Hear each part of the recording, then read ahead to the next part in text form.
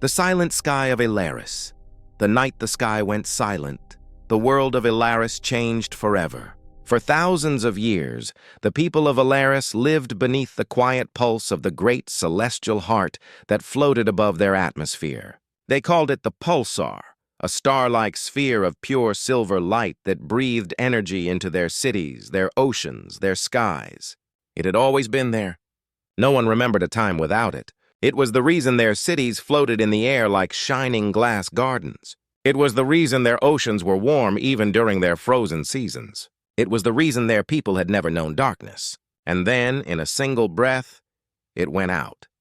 The first to feel it was a little girl named Talia, standing at her balcony in the lower quarter of the Sky Gardens. She used to fall asleep to the soft humming of the pulsar like a heartbeat carried on the wind. That night, as the stars stretched above her, the hum stopped. She opened her eyes, expecting to see the glowing silver sphere in the sky. But there was nothing. Only a dark emptiness where light used to live. People across the city of Asterion ran out of their homes. Doors opened. Windows were pushed wide. The air was too still, too cold. And in the distance, from the crystal tower, alarms began to rise. Commander Arian Vey arrived at the observation deck 20 minutes later. He was a man who had faced wars, storms, and rebellions. But the sight that met him made his blood run cold. The sky was black. The pulsar was gone. Not dimmed, not broken, just gone. Behind him, scientists and engineers rushed through the control chamber, screens glowing with warnings. Dr. Celine Kale, the chief astrophysicist, ran toward him with trembling hands.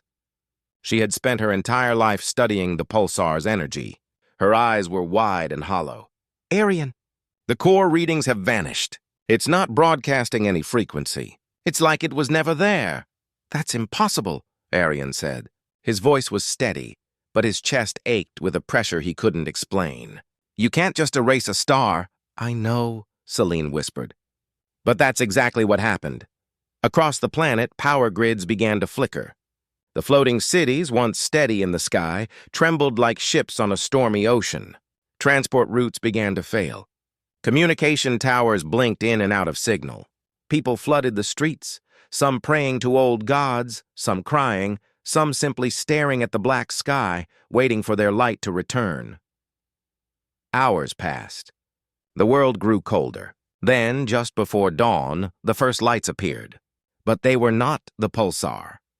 They came from the edge of the atmosphere, hundreds of them, small at first, like falling stars. They moved in silence, perfect formation, hovering high above the cities.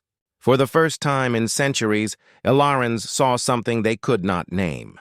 The defense systems locked onto the lights, but no one fired. Arian stood on the balcony of the crystal tower, the wind whipping against his coat. He could feel it.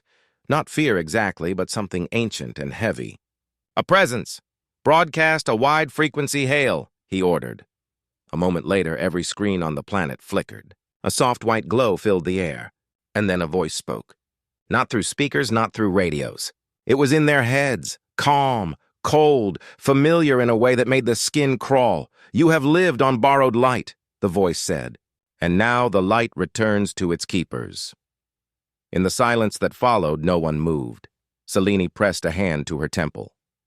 That voice? It's not just sound. It's inside the neural band. Who are they? Arian asked. She shook her head. No record.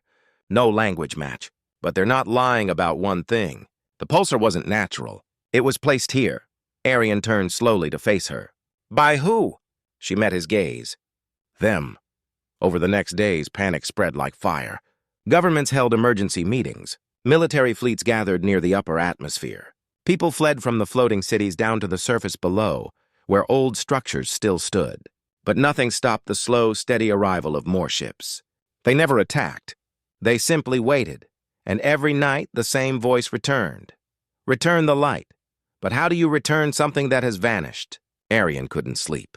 He walked through the streets of Asterion, once golden and bright, now dark and cold. He passed by markets that no longer glowed. Gardens that once floated on air were sinking slowly toward the ground. The pulsar had given them everything. Without it, their world was dying. He returned to the observatory to find Celine hunched over a holographic map. The readings around the pulsar's last position were strange. A void where energy once pulsed. But beneath the surface of that void, there was movement. Something was pulling energy from the planet itself. It's feeding, Celine whispered. The pulsar wasn't destroyed. It was taken. Taken by who? She pointed at the sky. By them. On the fourth day, the aliens descended. Their ships were not made of metal, not in the way humans understood. They looked like they were woven from light itself, shifting and bending around gravity. When the largest vessel hovered above the crystal tower, Arian ordered all defenses to hold. The air shimmered. A tall figure appeared, a projection of something neither fully solid nor fully light. Its eyes were like shards of stars. Its skin was translucent. Its voice had no mouth, no breath. "You were chosen long ago," it said. "But your kind forgot the truth. The pulsar is ours. The light belongs to the keepers." Arian stepped forward. "You placed it here." "Yes," the being answered. "A gift. A test. And now you're taking it back." The being tilted its head. "Because you failed." The city fell silent. Its words cut through every frequency, every broadcast, every thought. No one moved. No one spoke. "What test?" Celine finally asked. The being turned its gaze toward her. "To see if you would protect the light, or consume it. Your world built its empire on a star you did not create. Your cities feed on a power not your own. And when it faltered, you did not seek balance. You prepared for war." Arian clenched his fists. "You've had centuries to intervene. Why now?" "Because the time has come. The cycle ends. The light must return. That night, the first cities fell. Not to bombs. Not to fire. To silence. Their floating cores lost power completely. Towers of crystal crashed into the frozen plains below. Millions fled. Millions more prayed. But no answer came. In the chaos, Celine found something in the observatory's archives. Hidden deep in the oldest data logs, from the time before anyone remembered the pulsar's arrival, there was a set of coordinates, a map, a message. She burst into the command chamber. "Arian, I found it." He leaned over the glowing display. "What is this?" "It's a route into the pulsar core. The pulsar isn't just an energy source. It's a gate. A gate to where?" "Not where," Celine whispered. "Who?" Arian stared at her. "Then we have one chance." On the seventh day, with the world collapsing, Arian gathered a small crew aboard the starship Eidolon.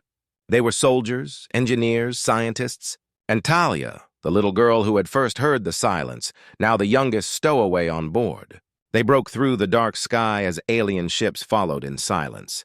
The Eidolon dove into the void where the pulsar once burned. Inside the void, they found something no one expected. The pulsar wasn't gone.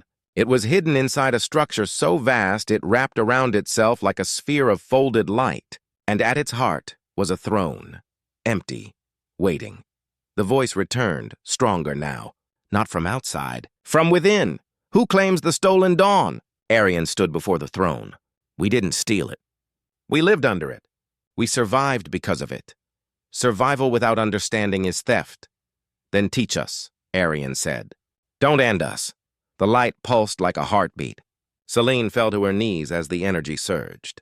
The walls of the pulsar core lit up, showing visions of another time, a civilization older than memory. They had planted the pulsars in young worlds to give them light, to see if they could grow without destroying themselves. Most failed. Few passed. Ilaris stood at the edge. "Someone must carry the light," the voice said. The throne opened, beams of energy surrounding Arian. The pain was indescribable. His body felt like it was dissolving and reforming all at once. His memories twisted with those of countless others. He saw stars being born, planets rising and falling, pulsars being placed across galaxies like seeds of fire. The crew watched as Arian's body glowed with silver light. His eyes turned into living stars. When the Eidolon emerged from the core, the sky of Ilaris was burning bright once again. The pulsar returned to its place, but it was no longer just a sphere of energy. It was connected to him. Arian was no longer only a man. He was the keeper. The alien fleet began to withdraw. They had not come to conquer. They had come to judge. And the verdict had been passed. The world would live, under a watchful light. The cities slowly stabilized. The floating towers rose again. People emerged from the ruins with cautious hope. Celine stood on the sky bridge, looking up at the glowing Pulsar. She whispered, "Are you still in there, Orion?" Far above, the light pulsed once. But the story did not end there. Deep in the galactic void, other pulsars were flickering. Other worlds were being judged. The keepers were not saviors. They were guardians, and they were moving again. Talia grew up to tell the story of the night the sky went silent. She told it to children who had never known darkness, and she ended it with the same words every time. The light we live under is not ours. It watches, it waits, and one day it may ask again. And so, the world of Alaris kept shining.